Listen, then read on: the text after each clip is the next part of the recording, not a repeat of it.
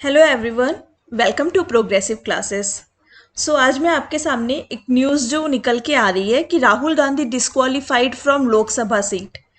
ठीक है, तो अभी हमारे लिए ये न्यूज़ तो इतना इम्पोर्टेंट नहीं है कि कौन डिस्क्वालीफाई किया और कौन क्या किया, बट जो हमारे लिए इम्पोर्टेंट है वो है कि इसके सेक्शंस क्या है, ये अंडर इसके सेक्शंस क्या है और ये कौन से आर्टिकल्स के अंदर आते हैं, किस आर्टिकल्स के अंदर जो है इन्हें डिस्क्वालीफाई किया जाता है। तो पहले देखेंगे कि इशू क्या था जिसकी वजह से इनको डिस्क्वालीफाई किया गया। तो इशू क्या था कि 2019 कर्नाटका इलेक्शन में राहुल गांधी ने पब्लिकली जो है एक स्टेटमेंट दिया था। उन्होंने बोला जितने भी करप्ट लोग हैं उनके टाइटल्स जो है वो मोदी के नाम से है। ठीक है, तो क्या हुआ कि इससे जो है गुजरात के लोगों को हर्ट हुआ इस चीज़ से कि उन्होंने ऐसा स्टेटमेंट दिया। तो वहाँ के एक कोई मोदी टाइटल्स का कोई था जिन्होंने गुजरात हाई कोर्ट में केस फाइल किया अबाउट डिफॉर्मेशन केस। ठीक है, तो उसकी वजह से जो जजमेंट वहाँ पे आया, तो जजमेंट जो गुजरात हाई कोर्ट का आया, तो उन्होंने इनको जो है इस सीट से डिस्क्वालीफाई कर दिया, एमपी के सीट से। जैसा कि आप देख सकते हो यहाँ पे लोकसभा सेक्रेटेरिएट का नोटिफिकेशन भी है जिसमें लिखा गया है कि article 102 1E of the constitution, जिसके अंडर सेक्शन 8 के थ्रू और इस आर्टिकल के थ्रू, इन दोनों के थ्रू इनको क्या किया गया है, डिस्क्वालीफाई किया गया है, इनको एमपी सीट से हटा दिया गया है। ठीक है, अब आते हैं नेक्स्ट। अब हम देखते हैं कि कितने टाइप्स के डिस्क्वालिफिकेशंस होते हैं। तो पहला होता है, आप देखोगे आर्टिकल 102(1) एंड 191(1). इसमें क्या होता है कि 102 के अंदर जो है पार्लियामेंट्स के जो मेंबर्स हैं उन्हें डिस्क्वालीफाई किया जाता है, एंड 191(1) के अंदर स्टेट लेजिस्लेचर के जो मेंबर्स होते हैं उनको डिस्क्वालीफाई किया जाता है। ठीक है, और ये किस बेसिस पे किया जाता है, अगर उन्होंने कोई ऑफिस ऑफ प्रॉफिट उनके अंडर में है, या वो अनसाउंड माइंड है, मतलब उनका दिमाग नहीं सही है, या वो बैंकरप्ट हो चुके हैं, या उन्होंने लाइक सिटीजनशिप ले रखी है कहीं की और इंडिया के मतलब उन्होंने कहीं और की सिटीजनशिप अडॉप्ट कर ली है और उन्होंने इंडिया का सिटीजनशिप छोड़ दिया है। ठीक है, अब ऑफिस ऑफ प्रॉफिट में क्या होता है कि अगर कहीं भी गवर्नमेंट का जो है 25% किसी भी कंपनी में इन्वेस्टमेंट है, तो वहाँ पे वो कोई भी ऑफिस जो है नहीं, कोई भी जॉब नहीं कर सकती, या फिर ऐसे कर ले कि वहाँ का हेड नहीं बन सकती, या कुछ भी उनका होना नहीं चाहिए उस कंपनी में। ठीक है, फिर दूसरा आता है शेड्यूल 10th।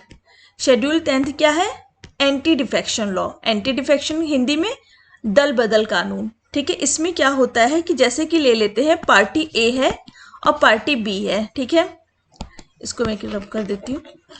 ठीक, तो पार्टी ए के जो मेंबर हैं आफ्टर द इलेक्शन, सपोज करते हैं कि ये पार्टी ए के मेंबर्स जो है विन कर गए, ठीक, वो जीत गए इलेक्शंस, तो इसके जो पार्टी के मेंबर हैं वो अगर इस पार्टी में आ जाते हैं तो उधर पे एंटी डिफेक्शन लॉ जो है वो होता है। ठीक है, वहां पे लागू हो जाता है एंटी डिफेक्शन लॉ।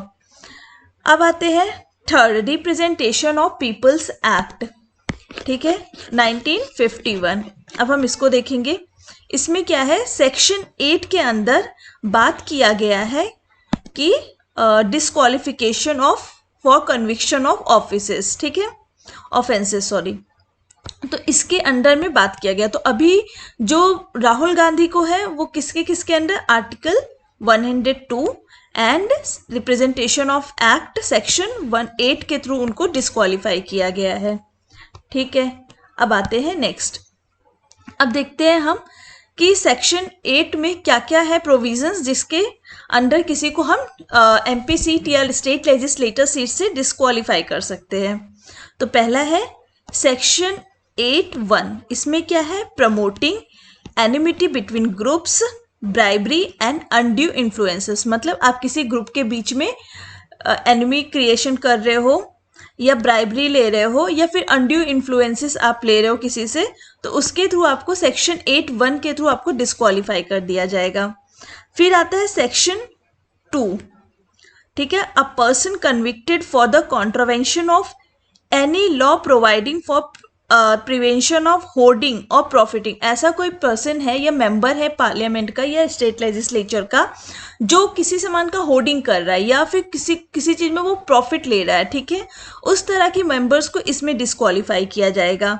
सेकेंड इसका प्रोविजन है सेक्शन 2 का कि अगर वो अडल्ट्रेशन ऑफ फूड मतलब मिलावटी या ड्रग्स में ऐसी चीज़ों में इन्वॉल्व है या मिलावटों में इन्वॉल्व है तो उसको डिस्क्वालीफाई कर दिया जाएगा। फिर सेक्शन 2(c) के अंदर अगर उसने डाउरी वगैरह लिया है तो उसको जो है डाउरी प्रोविजन एक्ट के अंडर उसको डिस्क्वालीफाई कर दिया जाएगा, ठीक है। फिर हमारा आता है सेक्शन 3(a), इसमें है कि a person convicted of any offence and sentenced to imprisonment for not less than, अगर कोई ऐसा इंसान है, ऐसा मेंबर है जिसको जो है 2 साल की सजा हो गई है तो उसके थ्रू भी उसको डिस्क्वालीफाई कर दिया जाएगा एमपी सीट से या फिर एमएलए की सीट से, ठीक। अब देखते हैं ये जो अब सेक्शन 8(4) इसके थ्रू क्या था कि जब ये आया था, जब इसे गवर्नमेंट ने ये सेक्शन खुद लेकर आई थी गवर्नमेंट अंडर आरपीए एक्ट 1950, इसमें क्या था कि जो मेंबर्स जो है डिस्क्वालीफाई की मतलब जो मेंबर्स पे केसेस चल रहे हैं, जो कन्विक्टेड है मेंबर्स, उनको 3 महीने का छूट दिया जाएगा कि आप किसी भी एक हायर कोर्ट में जाके अपने केस को फाइल कर सकते हैं, ठीक। ये था कि सेक्शन 8(4) के अंडर ऐसा किया गया था, अगर किसी मेंबर्स को डिस्क्वालीफाई किया गया है तो उनको 3 मंथ्स का टाइम दिया जाता था कि आप हायर कोर्ट में जो है अपील कर सकते हैं। लेकिन फिर सुप्रीम कोर्ट ने जो है 2013 की रूलिंग में क्या था, Thomas lily versus union of India, इसमें क्या किया सुप्रीम कोर्ट ने जो है section 8(4) of the RPA act को अनकॉन्स्टिट्यूशनल घोषित कर दिया और उन्होंने कहा कि जो मेंबर्स ऑफ इंडिया पार्लियामेंट है या फिर स्टेट लेजिस्लेचर के मेंबर हैं, अगर उनको 2 साल की सजा हुई है तो वो जो है डिस्क्वालीफाई है या फिर इनएलिजिबल है मेंबर्स बनने के या एमपीज बनने के या फिर एमएलएज बनने के, वो एप्लीकेबल नहीं है, एलिजिबल नहीं है, ठीक। ओके गाइज, फिर आता है, ठीक है, हमने तो ये देख लिया कि डिस्क्वालिफिकेशन कैसे कैसे उनका हुआ। अब हम थोड़ा सा देख लेंगे कि प्रिविलेजेस क्या है उनके पास, पार्लियामेंट्स के पास। ये भी तो हमें पता होना चाहिए कि प्रिविलेजेस भी उनको कहाँ कहाँ कैसे मिलते हैं, ठीक है, जो हमारे एग्जामिनेशन पॉइंट ऑफ व्यू से बहुत ही ज़्यादा इंपॉर्टेंट होता है और इससे क्वेश्चंस भी बनते हैं। आपको जो मैंने डिस्क्वालिफिकेशंस के आर्टिकल्स बताए और सेक्शन, वो आप याद कर लेना क्योंकि उससे क्वेश्चंस बनने के चांसेस बहुत ज़्यादा हैं और इससे भी क्वेश्चंस बनते ही हैं। आपने क्वेश्चन पेपर्स देखा होगा प्रीवियस ईयर में। तो चलिए इसको स्टार्ट करते हैं। जो हमारे पार्लियामेंट्री प्रिविलेजेस हैं वो आते हैं आर्टिकल 105। इसमें बात किया गया है पार्लियामेंट्री प्रिविलेजेस के बारे में। इसमें क्या क्या जो है प्रिविलेजेस दिया गया है। Under these privilege the member of parliament को जो है कोई भी अगर सिविल कोई भी ऐसा वो कोई भी इंसिडेंट करते हैं या कोई क्राइम करते हैं जो आता है सिविल लाइबिलिटी के अंदर आता है अगर, तो उनको जो है उस चीज से उनको छूट मिलती है, ठीक है, ठीक। बट अगर वो क्रिमिनल केसेस होता है उनके ऊपर तो उनको इस चीज में उनको प्रिविलेज नहीं मिलती है, ठीक। अगर सिविल है तो उनको मिलेगा, लेकिन अगर क्रिमिनल केस है, criminal case not criminal liability नहीं होना चाहिए, ठीक है।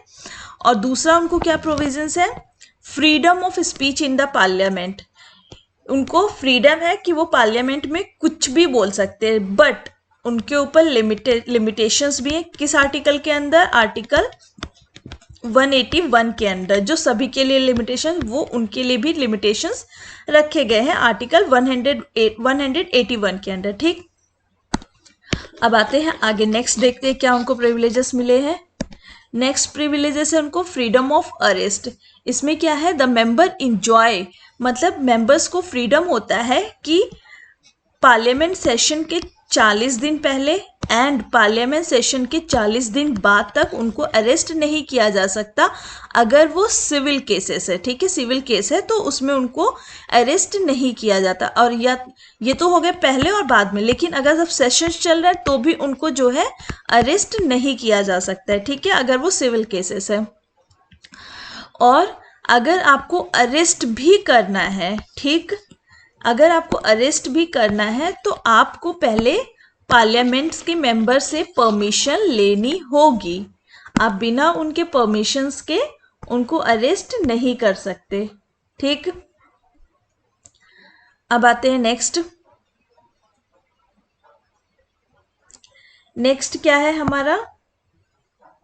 हाँ, तो ये होता है हमारा आज का टोटल। इतने स्लाइड्स, आप इसको एक बार फिर से हम देख लेते हैं। ये मैंने आपको बता दिया कि आज क्या न्यूज़ था, एंड देन उसके बाद मैंने आपको बताया कि क्या हुआ था, किसकी वजह से इनको सीट से डिस्क्वालीफाई किया गया है। कि कर्नाटका के टाइम, जो कर्नाटका इलेक्शन के टाइम जो इनके स्पीच थे, उस वजह से इन पे डिफॉर्मेशन केसेस लगे थे। एंड देन फिर मैंने आपको बताया कि ये जो पार्लियामेंट्री लोकसभा सेक्रेटेरिएट का जो नोटिफिकेशन था उसमें कौन कौन से प्रोविजंस के अंदर इनको डिस्क्वालीफाई किया गया है। ठीक, एंड देन आता है, मैंने आपको बताया कि 3 टाइप्स के जो है डिस्क्वालिफिकेशंस होते हैं। एक आर्टिकल 102(1) एंड 191(1).